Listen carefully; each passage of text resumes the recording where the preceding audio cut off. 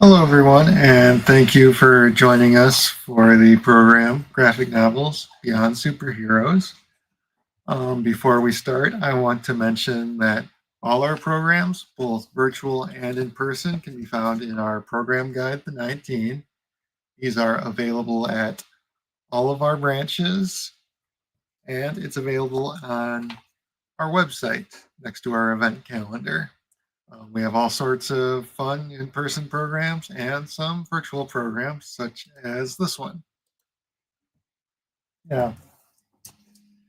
Topic today, graphic novels beyond superheroes. And what does that mean? So when we think of comic books, we think of graphic novels. The first thing we often think of is the Marvel, DC, Iron Man, Superman, Spider-Man, the superhero stuff. But there is a wide range of stuff out there, all sorts of genres, all sorts of creators for all age ranges. So we'll be looking at a bunch of different creators for a bunch of different age groups. And I'll give you some recommendations and list some of my favorite creators.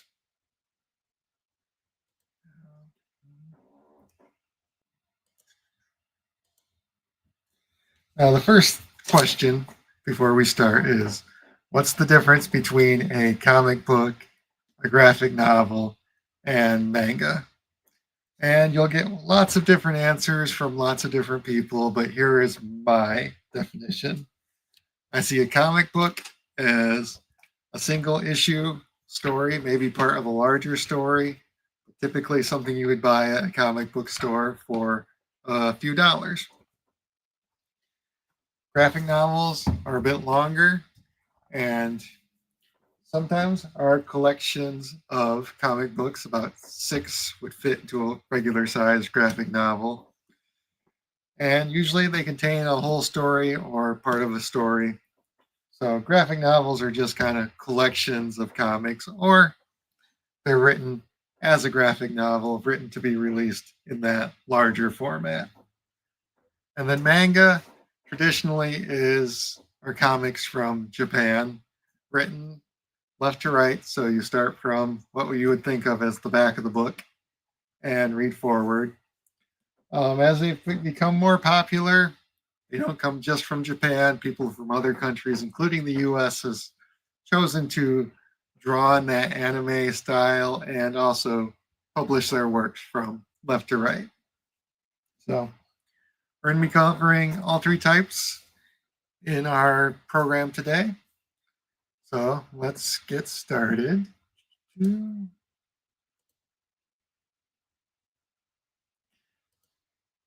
you might be asking, why are we doing a graphic novel program today, of all days? Why the first week of March?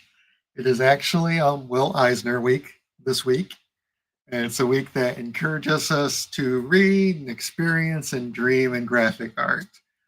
Will Eisner was a creator of comics. He wrote The Spirit, which was about a masked vigilante. And he was friends with Bob Kane, which, if you are a little knowledgeable about comic books, you might know him. He is the co-creator of Batman. And Will Eisner would write a graphic novel, A Contract with God, in 1976, and kind of popularized the term graphic novel. Now, every year, the comics book industry, they have the Eisner Awards for comic books, and they are named for Will Eisner. And several of the publications I'm going to be talking about today were Eisner Award nominees or winners. Now, we're going to be going in this presentation in different age groups. We're going to start with the youngest kids, moved on to middle school, teens, and then move to adult stuff at the end. So just to kind of heads up for the roadmap for this program. So let's start with graphic novels for kids. And what better place to start with than Disney? Disney Comics. Disney has released quite a few graphic novels over the years. My personal favorites and the ones you'll see in this presentation are the Duck comics. Donald Duck, Scrooge McDuck. They also release comics with their other characters, Minnie Mouse, Mickey Mouse, but their most popular are the Duck comics. Kind of a interesting history with those. Back when they were first released, they did not list the authors' names on the comics. They didn't want other companies to kind of poach the artist, poach the writers for their comic book company. So Carl Barks, one of the artists at the time, was known simply as the Good Duck artist. He was the most popular writer for the Donald Duck comic, and he created a comic called Night on Bear Mountain, which introduced the character Scrooge McDuck, which went on to form his own series. Later on, Don Rosa, who was a fan of the Carl Barks works from when he was a kid, would become the Uncle Scrooge writer and wrote The Complete Life and Times of Scrooge McDuck, probably one of the best Uncle Scrooge graphic novels out there.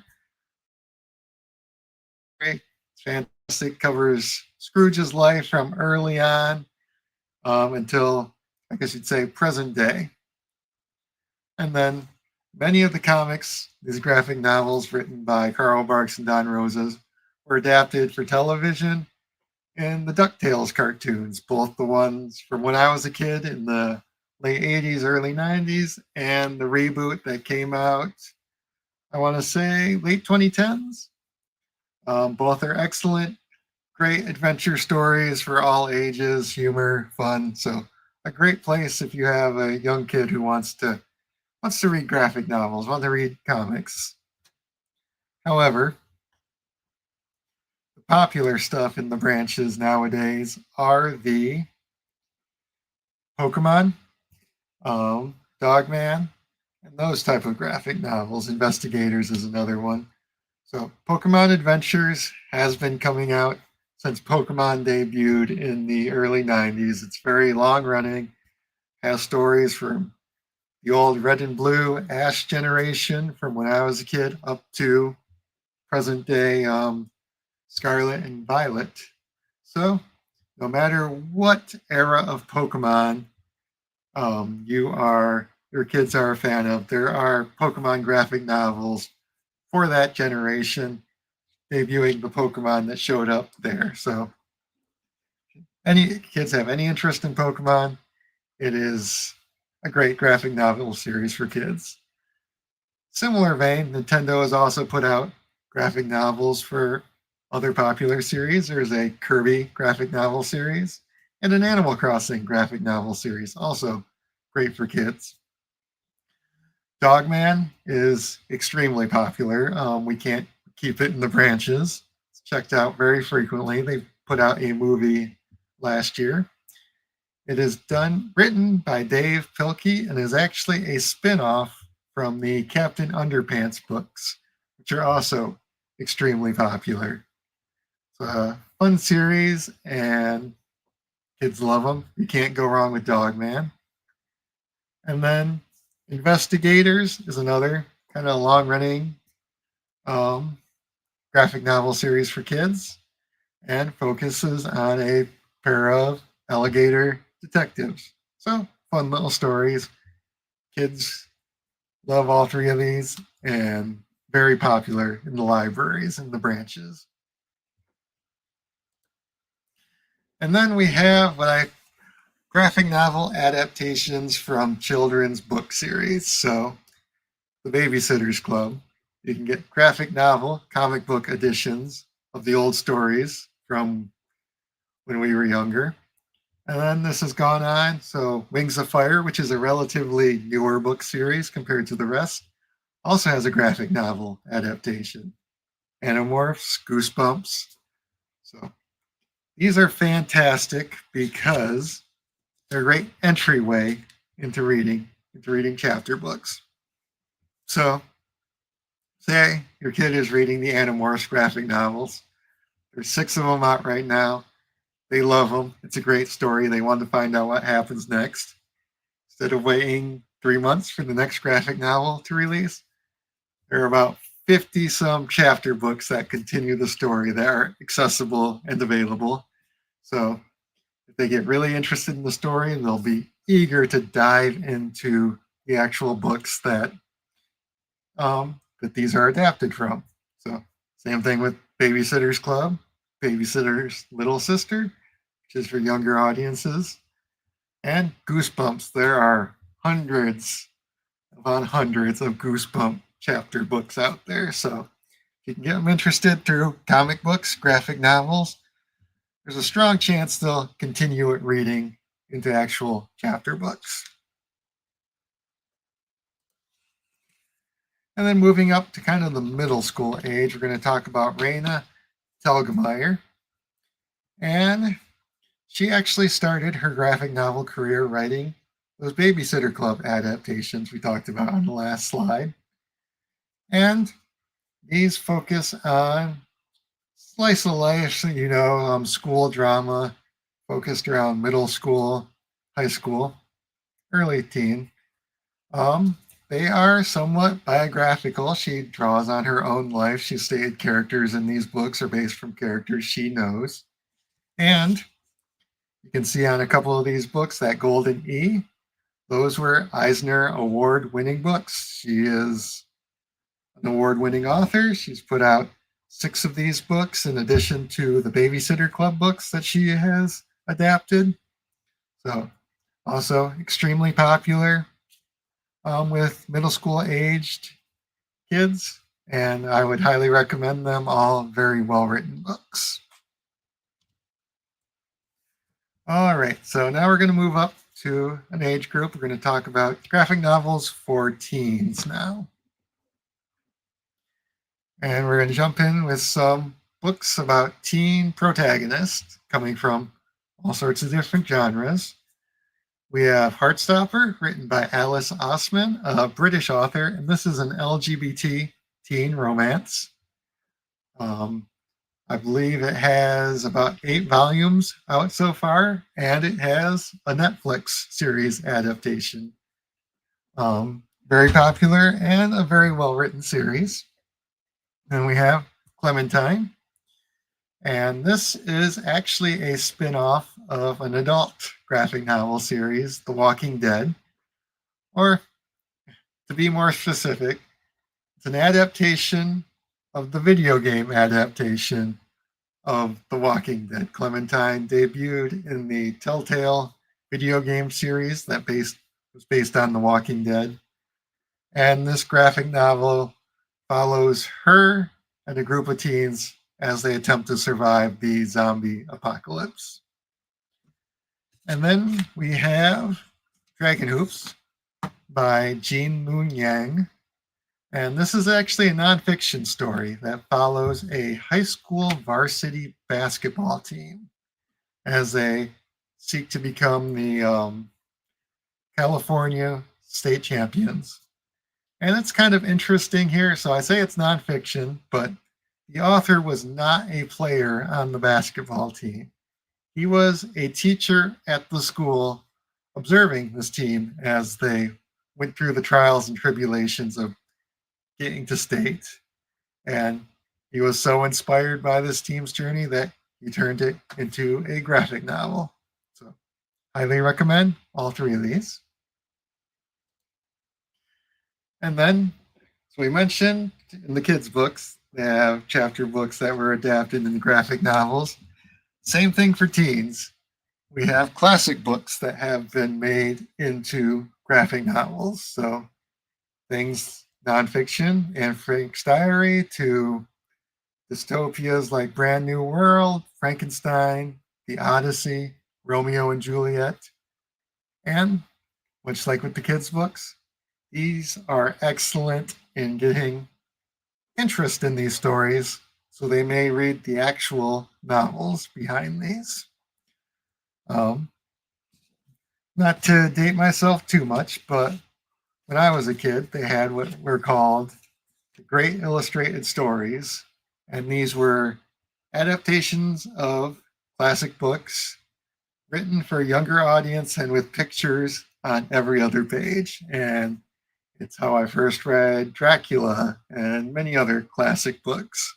So I think this is a wonderful way to introduce those who might be hesitant to read old books, classic books, to getting interested in these stories. Beautiful artwork, and they're adapted for the graphic novel medium. And really, when you think about something like Romeo and Juliet, it's a play. It was written to be performed visually, so having it as a graphic novel really isn't too far of a jump from that. So I'd say most books that you get assigned in high school probably have some sort of graphic novel adaptation.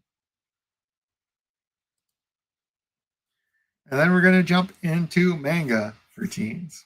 And there's going to be quite a bit here, starting with sports manga. So there is a manga for pretty much every sport out there. And we can see we cover some tennis, volleyball, American football, boxing, hockey, basketball, and there's a wide variety within that. So they range from, so that Ippo there in the middle, the boxing one, which is fairly realistic, talks about actual boxing technique, actual training, follows characters as they join the professionals, to the outlandish, such as Prince of Tennis, where everyone has these borderline superhero-like shots and techniques and things that would never apply in real tennis. So if you want the realistic, there's options for you. If you just want the absurdity, other options out there too. And then they range on focus. Some of them focus on the actual sport, kind of giving you details, how it's played, how are we suffering strategy-wise, what's the methods will we use to win, where others are just focused on the teamwork. What's it like being a member of a team? What's the drama between teammates? Rivalry between different schools. So no matter what sport you're into, there's a series, probably several series out there for you, depending on your taste and what you're looking for in a series. And then I want to highlight one of my favorite author and illustrator teams, Oba and Obata. Oba is the writer and Obata is the artist. And we go over two of their series that I really enjoy. The first one is called Death Note. And this is about a teenager who gets a notebook. If he writes a person's name in it, they will die. He can specify the time of death, the method of death, etc. And the series becomes a cat and mouse chase between him and the detective only known as L. So he can't kill L using the death note because he doesn't know his full name, and L doesn't quite know that he is the guy behind these serial murders. So it's an interesting back and forth, a lot of ups and downs. There is an anime adaptation, there are movie adaptations. Excellent series. Highly recommend it if you don't mind a little supernatural in your thriller, your mystery. And then interestingly, they followed this up with something completely different, a very realistic series called Bakuman. And this is about two kids that decide they want to become manga artists. And it shows their trials and tribulations as they write series, as they pitch it to Shonen Jump magazine, as they have to work with an editor and a publisher to refine their work, their interactions with other manga artists. And there are rumors that this is mostly biographical, like these are some of the issues they ran into when writing Death Note. Some of the other manga artist characters in this series have similar traits to other popular manga artists, but it's a fun, excellent series, and it kind of gives you a nice, here's what it's really like to write a series. It isn't all fun and games. There's a challenge to it. And then romance manga. Now, some of these are written by male authors, some by female authors, and some are looking at a male demographic versus a female demographic, which gives me the opportunity to talk to you about shonen and shoujo. So generally in marketing, shoujo is young girls manga, where shonen is considered young boys manga. I say boys and girls, but not necessarily just a younger audience. So one of the manga example I showed earlier is Dragon Ball is considered shonen. It's an action martial arts series aimed at young boys, but it's become a hit with all ages and all genders. So when you look at romance manga, some are shoujo, some are written for the female audience, female perspective, but some are written shonen for our young men at looking at their perspective. And within the genre, there are all sorts of subgenres. So Fruit Baskets here has kind of a supernatural element to it, where Blue Box focuses on sports as its subgenre. And then Fragrant Flower Blooms with Dignity is kind of a tough guy, innocent girl type of romance coming.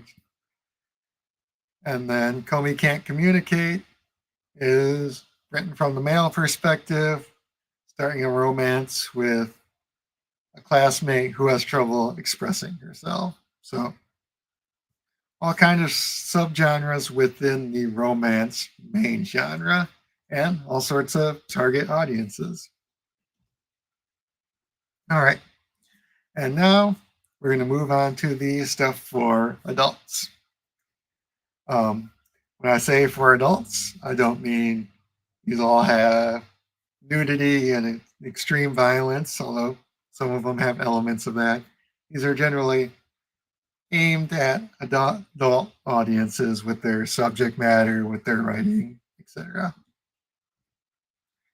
And we're going to start with my absolute favorite manga artist and writer of all time, Naoki Urasawa. And two of his biggest series are Monster and 20th Century Boys. Monster is a thriller mystery set in Germany. It revolves around Dr. Tenma, a surgeon for a German hospital, who saves a young boy from an emergency surgery, saves his life, finds out a few years later that this boy has turned into a serial killer, Johann Liebert, and takes it upon himself to stop Johann. He's the one who brought this monster back to life. He needs to be the one to stop him. And it mixes in some German history, and Dr. Tenma is accused of some of the crimes Johann has committed, so there are police officers going after him. It's excellent. It ran for quite a while. It is 18 volumes long, so it's fairly lengthy. It has a anime adaptation, and it's pretty faithful to the story, so I'd highly recommend it if you're looking for a kind of realistic, gritty mystery thriller. 20th Century Boys is about a group of Japanese boys that grew up in the late 60s, early 70s, and it follows them into adulthood, into 1999, going into 2000. And they come across a cult led by a man just called Friend. And this cult begins committing acts of domestic terrorism, which they realize were ideas they had when they were kids for, if a supervillain were to take over the world, what kind of crimes would they commit? They would spread an evil virus. They would blow up the Diet building, the government building. And they see these elements from their stories they created as kids happening as adults. So they group together to try to piece together their memory and figure out who is friend, who is the one leading this cult committing these crimes. And it jumps around to even further adulthood, follows a wide range of characters. It is excellent. It is also pretty lengthy. It is 22 volumes long. And then the ending is actually in a follow-up series called 21st Century Boys, which was 2 volumes long. But excellent series, probably my favorite manga that I have ever read. And next we're going to jump into horror with Junji Ito. He has written several short story horror collections. The ones I'm going to highlight here is Tomi. Tomi centers around this mysterious woman that lures people to their death. There is a supernatural element to it. Tomi gets killed and she manages to revive. She comes back, not just as a woman, but in other monstrous forms. Stories are loosely linked, but you don't need to read them in order. They're mostly standalone short stories. And then Uzumaki is a longer, full-length story, graphic novel, and a town is hit with a curse or haunted by a spiral. So just like a spiral shape. And it begins corrupting the town. People become obsessed with these spirals. The whole town itself spirals. Artistically, it is beautiful horror, just how he implements these spirals into different elements, different creatures. It's beautiful to look at, but in a very gross and kind of terrifying way. It's my favorite work of his that he's done, and I highly recommend it. And he's also done, in addition to his other short story collections, all horror, he wrote a cat diary. So his wife brought home 2 cats, and he wrote about his experience living with them. And the beautiful thing about this, it's a very slice of life story, just here's a man who has never dealt with cats, learning to interact with them, learning to love them. But he draws it in the same way that he draws his horror manga. So just that weird juxtaposition of these are normal cats that a middle-aged man is dealing with, but they're drawn as these horrifying nightmares. You can kind of feel his terror dealing with these cats through the way he draws them. Although, I'll say, kind of spoilers for the end of it, he includes actual pictures of his cats, and they are very beautiful cats. All right, now let's move into adult Western graphic novel. Move away from it. And we'll start with an author I really enjoy, Brian K. Vaughan, and I'm going to highlight 3 of his series here. We'll start with Saga, and it is a space opera about a couple from 2 different planets, 2 different races, on the run with their infant child. They're on the run from the authorities from both of their home planets. And it's this grand universal story, excellent. It has been going since the late 2010s. I read it as it was coming out up until it hit a 4-year hiatus. It took a break, and I haven't had a chance to go back, but I really loved what I read from that first part, and based on that alone, I can recommend it. It is still ongoing. It is still coming out. So it's one that you can follow as it comes out. Next is Why the Last Man. This was the first book by Brian K. Vaughan I read, and I absolutely fell in love with. In this story, a virus hits the world that wipes out everyone who has a Y chromosome, except for our main character, Yorick, and his pet monkey, Ampersand. And after this hits, he decides to go on a journey across the world to try to meet up with his girlfriend who was studying overseas when this incident happens. And he stumbles across all sorts of people, all sorts of groups that are dealing with the loss of mankind, so to speak. And it's excellent, touches on a lot of interesting ideas, a lot of gender roles now that men no longer exist. How do our existing institutions continue to survive? For example, when it hits the US government, the Secretary of Agriculture in the story becomes president because she is the only one in the line of succession that was a woman. So, interesting story. It is finished. It is 78 issues long, and it's been collected into graphic novel formats. It's also been adapted into a television show. I haven't checked that out, but I have heard good things. And last, I'll touch on Paper Girls, a series I read within the last couple of years. And it follows a group of teenage literal paper girls, delivery girls. And it follows them on a time travel adventure, going back and forth in time to kind of save the world. And they get the chance to visit their future selves and see how their lives have turned out, learn truths about each other. Excellent series, not too long. I believe it's 3 graphic novels long. And it's something I'd highly recommend. Transmetropolitan is, I'd say, a classic at this point. It was published under DC Comics, their Vertigo line. So their Vertigo line was a line of comics written for adults, some superhero stuff, but some non-superhero stuff. If you've heard of Sandman by Neil Gaiman, that was another series published under the Vertigo line, as was Y the Last Man and Warren Ellis's Transmetropolitan.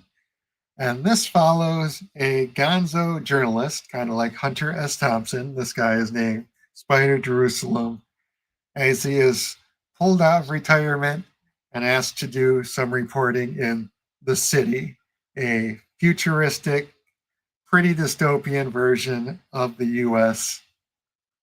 Written in 1997, it's very similar to the US if you were going to take a very pessimistic view of where it was going. It's an excellent series, touches on culture, touches on politics, touches on humanity, drugs, all sorts of things. And it is a finished series, and I would highly recommend it. Available at quite a few of our branches. All the series I've mentioned here will be available at either some of our branches or digitally through our Hoopla app, which has a wide range of graphic novels and comics. Next, we're going to talk about Kieran Gillen. He is a comic book writer. He wrote the X-Men for quite a bit, and he has done some interesting fantasy works. So we'll start with Die, which is kind of based on Dungeons and Dragons, and there's actually a tabletop game adaptation of Die. And in this story, a group of teens were sucked into the fantasy world playing Dungeons and Dragons, and they all managed to escape except for one. And then we get to present day, these adults are sucked back into this world and need to figure out what has changed, how can I escape, what happened to our last friend who wasn't able to escape when we were teens. Very good story if you're into role playing, if you're into fantasy. And the first volume has concluded and a sequel series has just started up. So it's a good time to jump into Die. He also wrote The Wicked and the Divine. This is also a completed series. And this centers around a woman discovering a group called the Pantheon. And these are 12 people who have realized, oh, we are reincarnations of different gods, different deities. And they get the fame and the supernatural powers that come with that. But on the negative side, they only get 2 years to live. So it follows her following those characters as they live out those 2 years. And the final one I am going to stop on is this series we've mentioned a couple times before, The Walking Dead. This is a zombie survival series written by Robert Kirkman. I would say one of the most popular non-superhero graphic novels out here. It was adapted into a TV series for AMC, and that ran for several seasons, several spin-offs, video game spin-offs, and the comic ended a couple years ago. And you'll notice on the right there, it was a black and white comic. Recently, they have started re-releasing it as a color comic, but only available in that classic comic book format. If you read it in the graphic novel format, it's going to be in black and white. And we have this available at most of our branches, and it's all available on Hoopla. So, excellent series, worth checking out if you're into zombies, probably the definitive graphic novel zombie series. So, that's it for my recommendations. If you have questions on any graphic novels, any series that you like, that you enjoy, please put them in the chat, put them in the comments, and yeah. Touch on what you guys like.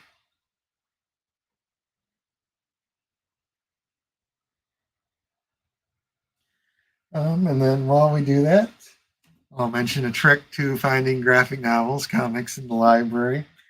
They are listed in the nonfiction section. So even though they're fictional stories, they're considered art books, drawing books. So that's why they're under the nonfiction.